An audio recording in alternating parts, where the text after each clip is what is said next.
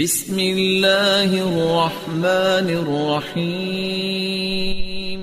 السلام علیکم ورحمۃ اللہ وبرکاتہ۔ الحمدللہ کفا وسلام علی عبادہ الذین اصطفیٰ، اما بعد۔ محترم ناظرین اکرام، آج کی تراویح میں 11واں پارہ آپ لوگوں کے سامنے ہے۔ 11ویں پارے کا خلاصہ۔ اعوذ باللہ من الشیطان الرجیم، بسم اللہ الرحمن الرحیم۔ یعتذرون الیکم اذا رجعتم۔ ناظرین اکرام، 11ویں پارے کے اندر ٹوٹل 16 رکوع ہیں اور اسی طریقے سے اس کے اندر 150 آیتیں ہیں۔ پہلے سورہ توبہ سورہ نمبر 9 کی 36 آیتیں ہیں 94 سے 129 تک۔ اس کے بعد سورہ یونس سورہ نمبر 10 کی 109 آیتیں، یعنی مکمل سورہ یونس ہے۔ پھر اس کے بعد سورہ ہود سورہ نمبر 11 کی 5 آیتیں ہیں۔ سورہ یونس جو ہے یہ مکی سورہ ہے، اس کے اندر 109 آیتیں ہیں اور 11 رکوع ہیں۔ پھر اسی طریقے سے سورہ ہود سورہ نمبر 11 یہ مکی سورہ، اس کے اندر 123 آیتیں ہیں اور 10 رکوع ہیں۔ یعتذرون الیکم اذا رجعتم الیہم۔ تو آئیے چلیں، یہ غزوہ تبوک سے واپسی کا واقعہ ہے کہ نبی صلی اللہ علیہ وسلم جب غزوہ تبوک سے واپس آئے تو اب اس کے بعد یہ تذکرہ ہو رہا ہے کہ منافقین نبی صلی اللہ علیہ وسلم کے پاس آئے عذر بیان کرنے کے لیے کہ ہم وہاں کیوں نہیں گئے تھے۔ تو نبی صلی اللہ علیہ وسلم کے پاس جب یہ لوگ آئے تو عذر بیان کر رہے ہیں، تو اللہ نے کہا قل لا تعتذروا، تم لوگ عذر مت بیان کرو، کیوں بیان کر رہے ہو؟ پھر اس کے بعد نبی صلی اللہ علیہ وسلم کے پاس یہ لوگ قسم کھا کے بیان کر رہے ہیں۔ یحلفون لکم لترضوا عنہم، وہ آپ کے سامنے قسمیں کھائیں گے تاکہ آپ ان سے راضی ہو جائیں۔ فَإِن تَرْضَوْا عَنْهُمْ فَإِنَّ اللَّهَ لَا يَرْضَىٰ عَنِ الْقَوْمِ الْفَاسِقِينَ، آپ ان سے راضی ہو جائیے لیکن اللہ فاسق قوم سے راضی نہیں ہوتا۔ پھر اس کے بعد دیہاتیوں کا تذکرہ ہے۔ کچھ دیہاتی لوگ بہت کٹر ہیں، سخت ہیں، لیکن کچھ دیہاتیوں کے بارے میں یہ بھی ذکر ہے کہ وہ بڑے اچھے لوگ بھی ہیں۔ اس کے بعد آگے یہ بیان کیا جا رہا ہے آیت نمبر 100 میں، وَالسَّابِقُونَ الْأَوَّلُونَ مِنَ الْمُهَاجِرِينَ وَالْأَنصَارِ وَالَّذِينَ اتَّبَعُوهُم بِإِحْسَانٍ رَضِيَ اللَّهُ عَنْهُمْ وَرَضُوا عَنْهُ وَأَعَدَّ لَهُمْ جَنَّاتٍ تَجْرِي تَحْتَهَا الْأَنْهَارُ خَالِدِينَ فِيهَا أَبَدًا ذَلِكَ الْفَوْزُ الْعَظِيمُ۔ اور مہاجرین و انصار میں سے سبقت کرنے والے، آگے بڑھنے والے، پھر اسی طریقے سے وہ لوگ جن لوگوں نے بعد میں نیکی کے ساتھ ان کی پیروی کی، اللہ ان سے راضی ہوا، وہ لوگ اللہ سے راضی ہو گئے۔ مہاجرین کی فضیلت ہے، انصار کی فضیلت ہے، پھر اسی طریقے سے جن لوگوں نے پیروی کی، تابعین کی، تبع تابعین کی فضیلت ہے، اور قیامت تک آنے والے سب لوگوں کی بھی فضیلت ہے۔ رضی اللہ عنہم ورضوا عنہ، صحابہ کرام کو سرٹیفکیٹ مل گیا کہ اللہ ان سے راضی ہوا، وہ لوگ اللہ سے راضی ہو گئے۔ اس کے بعد آگے یہ بیان کیا جا رہا ہے وَمِمَّنْ حَوْلَكُم مِّنَ الْأَعْرَابِ مُنَافِقُونَ وَمِنْ أَهْلِ الْمَدِينَةِ، دیہاتیوں میں سے بھی بعض منافق ہیں اور مدینہ کے باشندوں میں سے بھی بعض منافق ہیں۔ نبی صلی اللہ علیہ وسلم نے حذیفہ بن یمان رضی اللہ تعالیٰ عنہ کو 14 یا 15 منافقوں کا نام بتا دیا تھا۔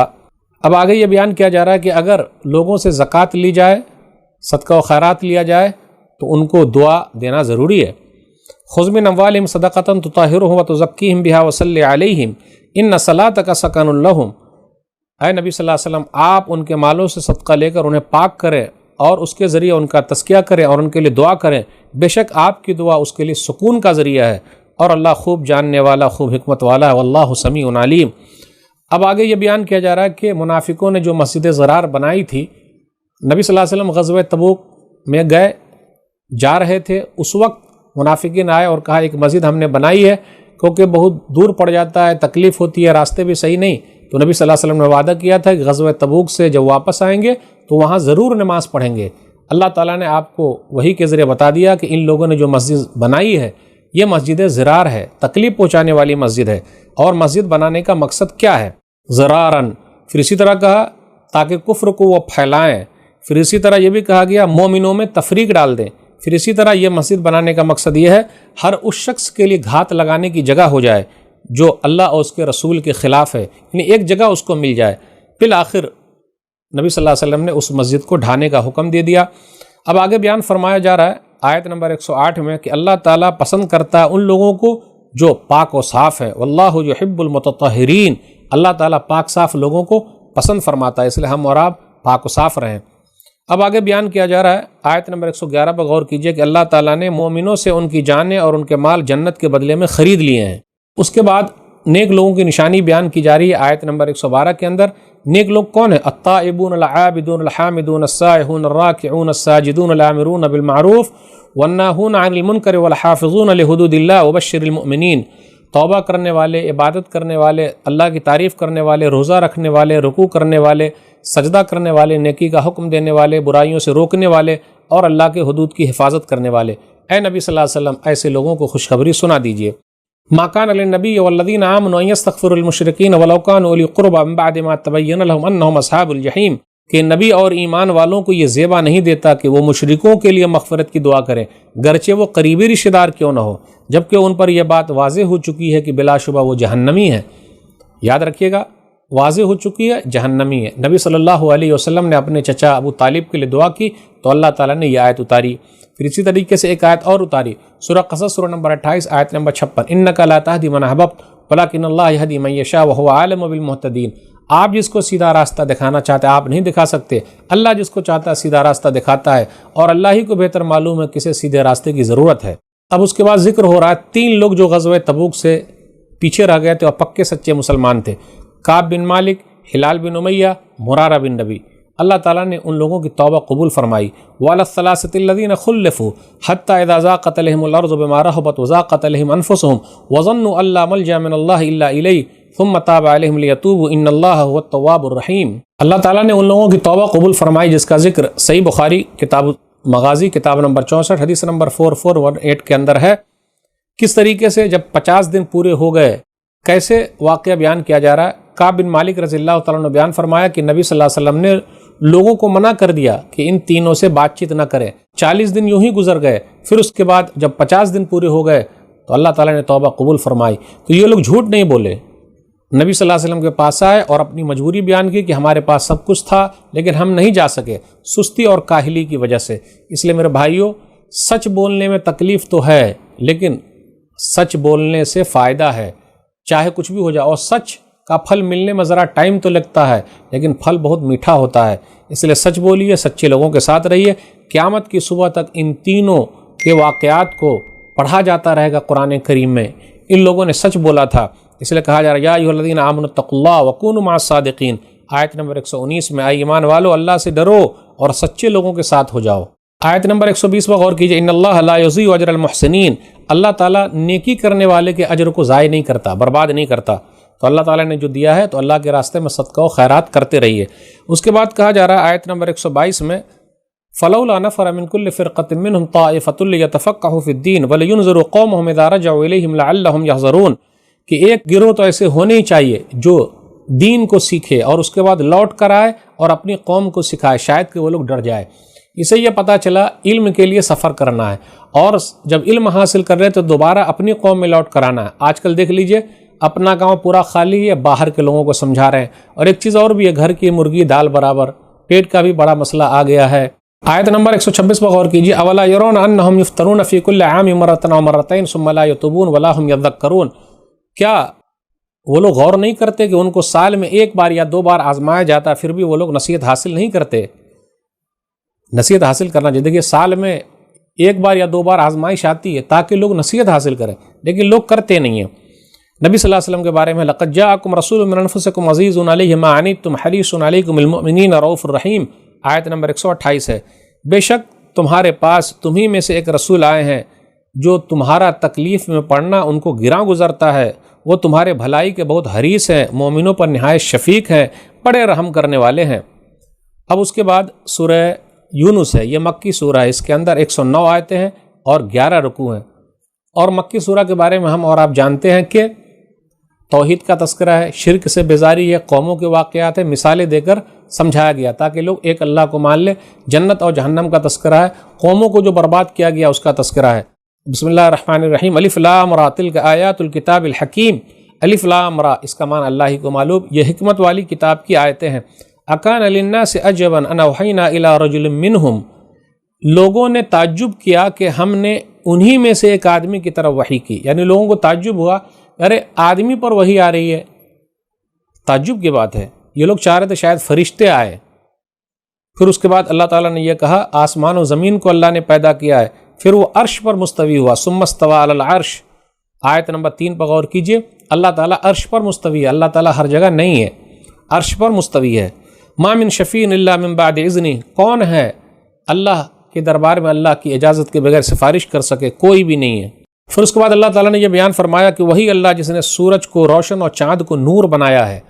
तो चाँद को जो नूर बनाया ये उधार ली हुई रोशनी है और ये सूरज ही से ली गई है। फिर इसी तरह यह भी कहा गया कि मंजिलें अल्लाह ने मुकर्रर की है, लितालमु अददस्सिनीन वल हिसाब, تاکہ تم سالوں کی گنتی اور کاموں کا حساب معلوم کر لو، اور دن اور رات کا آنا جانا اس میں بھی لوگوں کے لیے نشانی ہے۔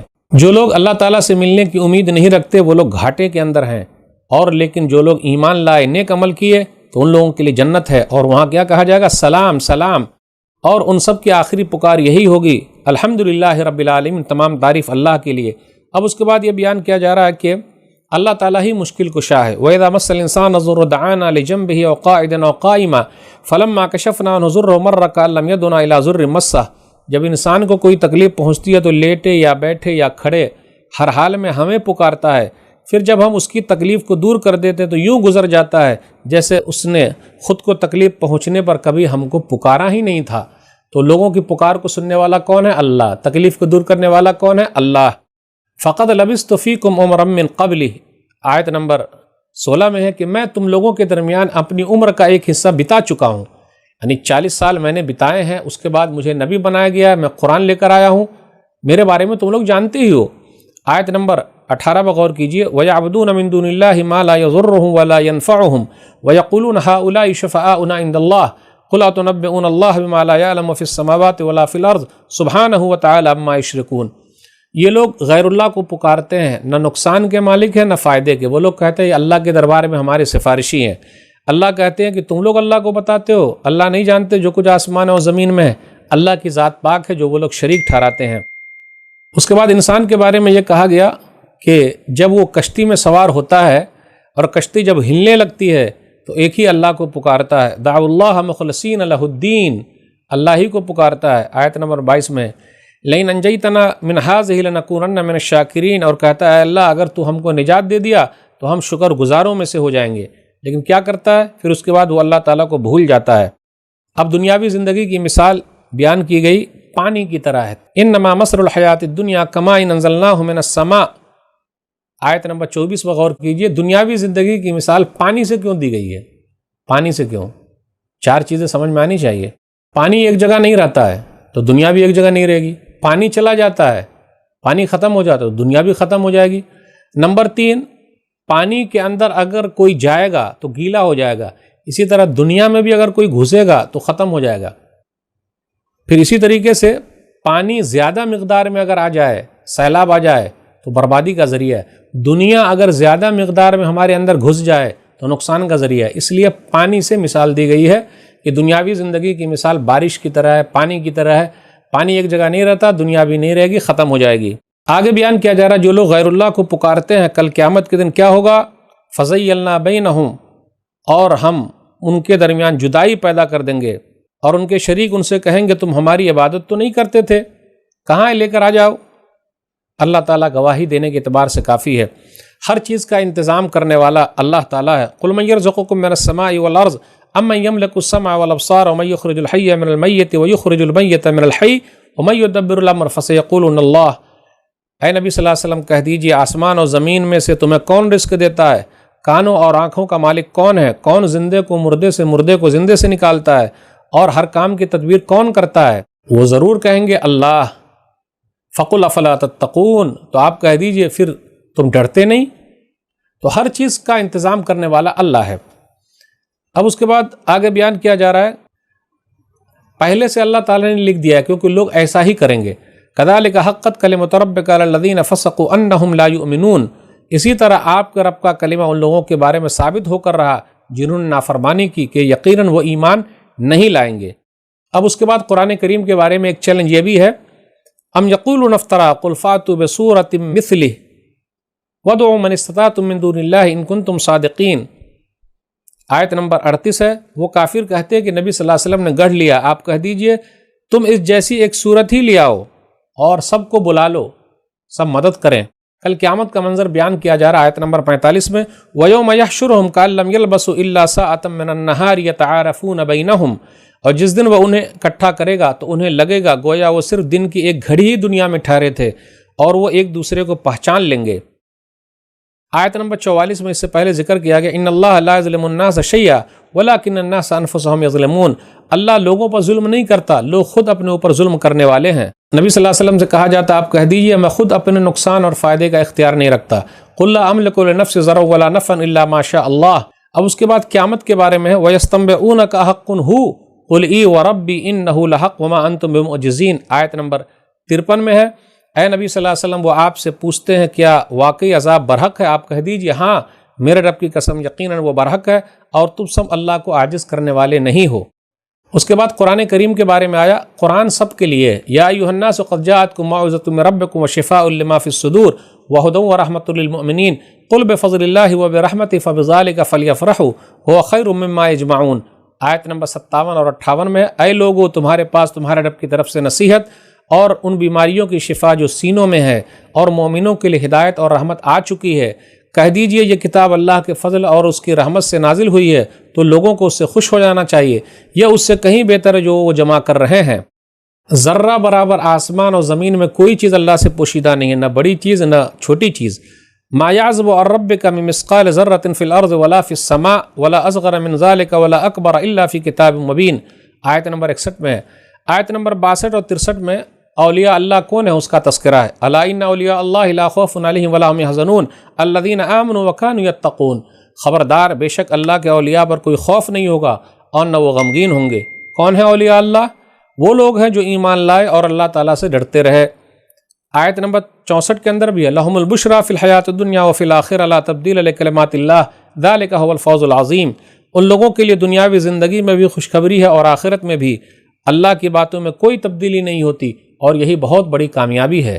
اب اس کے بعد نبیوں کے واقعات بیان کیے جا رہے ہیں۔ آیت نمبر 71، 72 اور 73 میں نوح علیہ السلام اور ان کی قوم کا تذکرہ ہے۔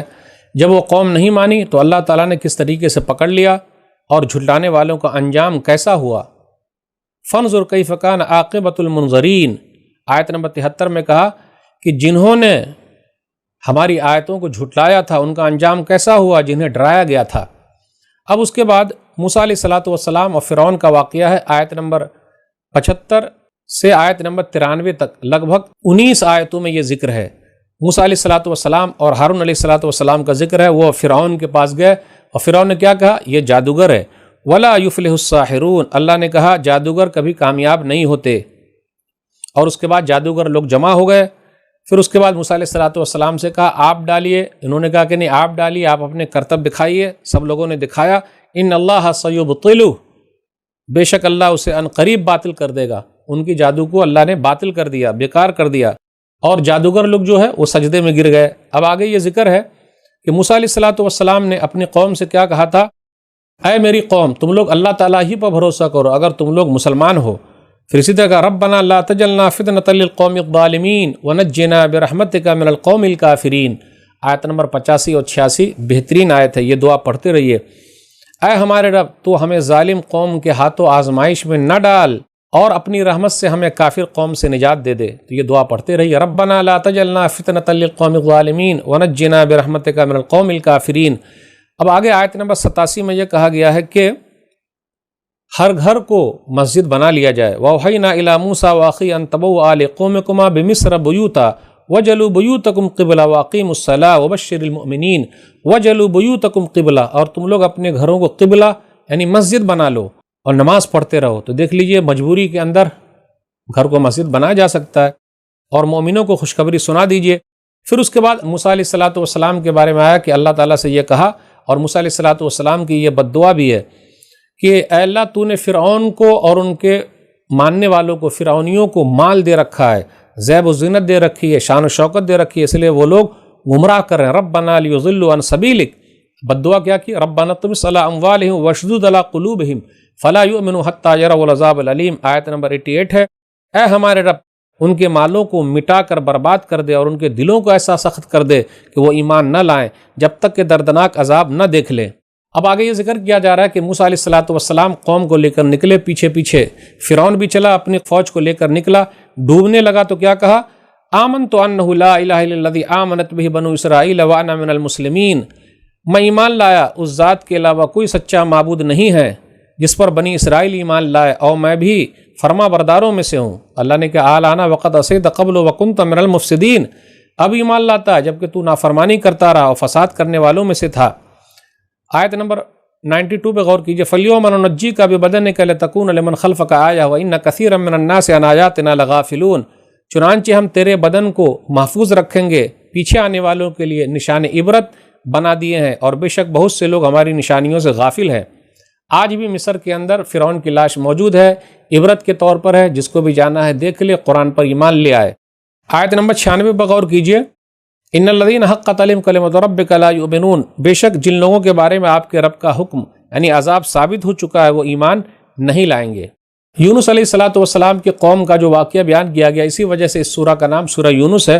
فلولا کان قریۃ آمنت فنفع ایمانها الا قوم یونس لما آمنوا کشفنا عنہم عذاب الخزي فی الحیات الدنیا ومتعناہم الی حین، کوئی بستی ایسی نہ تھی کہ عذاب اس پر آ گیا ہو اور عذاب ٹل گیا ہو، سوائے یونس علیہ السلام کی قوم کے۔ عذاب آ گیا، ان لوگوں نے اللہ سے توبہ استغفار کیا تو اللہ نے عذاب کو ٹال دیا، کیونکہ یونس علیہ السلام پہلے ہی نکل گئے تھے۔ تو یہ انوکھا واقعہ تھا کہ عذاب آنے کے بعد بھی ٹل گیا، چرند پرند انسان حیوان سب نکلے میدان میں اور اللہ سے دعا کیا تو اللہ تعالیٰ نے عذاب کو ختم کر دیا، اس لیے اللہ تعالیٰ نے اس کو ذکر کیا ہے۔ آگے یہ کہا جا رہا ہے کہ آپ زور زبردستی نہیں کر سکتے کہ لوگ ایمان لے آئیں۔ افانت تکرہ الناس حتی یکونوا مؤمنین، شروع سے دیکھتے ہیں، وَلَوْ شَاءَ رَبُّكَ لَآمَنَ مَنْ فِي الْأَرْضِ كُلُّهُمْ جَمِيعًا أَفَأَنْتَ تُكْرِهُ النَّاسَ حَتَّى يَكُونُوا مُؤْمِنِينَ، آیت نمبر 99 ہے۔ اگر آپ کا رب چاہتا تو لوگ بھی زمین میں جتنے ہیں سب لوگ ایمان لے آتے، اگر آپ کا رب چاہتا تو زمین کے سب لوگ ایمان لے آتے، تو کیا آپ لوگوں کو مومن بننے پر مجبور کریں گے؟ اسلام کے اندر زور زبردستی نہیں ہے، اسلام تلوار کے ذریعے نہیں پھیلا، اخلاق کے ذریعے پھیلا ہے۔ وَمَا كَانَ لِنَفْسٍ أَن تُؤْمِنَ إِلَّا بِإِذْنِ اللَّهِ، اور اللہ تعالیٰ کے حکم کے بغیر کوئی مومن ہو ہی نہیں سکتا ہے، اسلام لا ہی نہیں سکتا ہے۔ آیت نمبر 100 ہے۔ نبی صلی اللہ علیہ وسلم کو کہا جا رہا ہے وَلَا تَدْعُ مِن دُونِ اللَّهِ مَا لَا يَنفَعُكَ وَلَا يَضُرُّكَ فَإِن فَعَلْتَ فَإِنَّكَ إِذًا مِنَ الظَّالِمِينَ، آپ اللہ کے سوا ان کو نہ پکارے جو نہ آپ کو فائدہ پہنچا سکتے ہیں نہ نقصان پہنچا سکتے ہیں، اگر آپ نے ایسا کیا تو آپ بھی ظالموں میں سے ہو جائیں گے۔ وَيَمْسَسْكَ اللَّهُ بِضُرٍّ فَلَا كَاشِفَ لَهُ إِلَّا هُوَ وَيُرِدْكَ بِخَيْرٍ فَلَا رَادَّ لِفَضْلِهِ يُصِيبُ بِهِ مَن يَشَاءُ مِنْ عِبَادِهِ وَهُوَ الْغَفُورُ الرَّحِيمُ، اور اگر اللہ آپ کو کوئی تکلیف پہنچائے تو اسے اس کے سوا کوئی بھی دور کرنے والا نہیں، اور اگر اللہ آپ کے ساتھ بھلائی کا ارادہ کرے تو اللہ کے فضل کو کوئی روکنے والا نہیں ہے۔ وہ اپنے بندوں میں سے جسے چاہتا اپنے فضل سے نوازتا ہے، وہ بڑا بخشنے والا نہایت مہربان ہے۔ آخر میں یہ کہا گیا آیت نمبر 109 میں وَاتَّبِعْ مَا يُوحَىٰ إِلَيْكَ وَاصْبِرْ حَتَّىٰ يَحْكُمَ اللَّهُ وَهُوَ خَيْرُ الْحَاكِمِينَ، جو وحی کی جا رہی ہے اس کی پیروی کیجیے اور صبر کیجیے یہاں تک کہ اللہ کا فیصلہ آ جائے، بہترین فیصلہ کرنے والا ہے۔ اس کے بعد 11ویں پارے کے اخیر میں سورہ ہود کی 5 آیتیں ہیں۔ سورہ ہود یہ مکی سورہ ہے، اس کے اندر جو ہے 123 آیتیں ہیں اور 10 رکوع ہیں، تو 11ویں پارے میں 5 آیتیں ہیں۔ بسم اللہ الرحمن الرحیم۔ الف لام را کتاب احکمت آیاتہ ثم فصلت من لدن حکیم خبیر، الف لام را یہ وہ کتاب ہے جس کی آیتیں محکم بیان کی گئی ہے پھر تفصیل کے ساتھ، اور اس کے بعد کہا گیا ایک اللہ کو مانو۔ نبی صلی اللہ علیہ وسلم سے کہا جا رہا ہے آپ کہیے کہ ڈرانے والا اور میں خوشخبری سنانے والا ہوں۔ اور اخیر میں یہ کہا جا رہا ہے کہ تم لوگ توبہ استغفار کرو، اس کے فائدے کیا؟ اللہ مقررہ وقت تک فائدہ اٹھانے دے گا۔ پھر اسی طرح اخیر میں یہ آیا کہ لوگ چاہے چھپائیں یا ظاہر کریں، انہ علیم بذات الصدور، اللہ سینوں کے راز کو خوب جاننے والا ہے۔ تو ناظرین اکرام، آج کے درس میں بس اتنا ہی۔ آج کی تراویح میں یہ 11ویں پارے کا خلاصہ تھا۔ اللہ سے دعا ہے کہ اللہ تعالی ہم لوگوں کو قرآن کریم کو پڑھنے، سمجھنے، عمل کرنے، لوگوں تک پہنچانے کی توفیق دے، آمین۔ والسلام علیکم ورحمۃ اللہ وبرکاتہ۔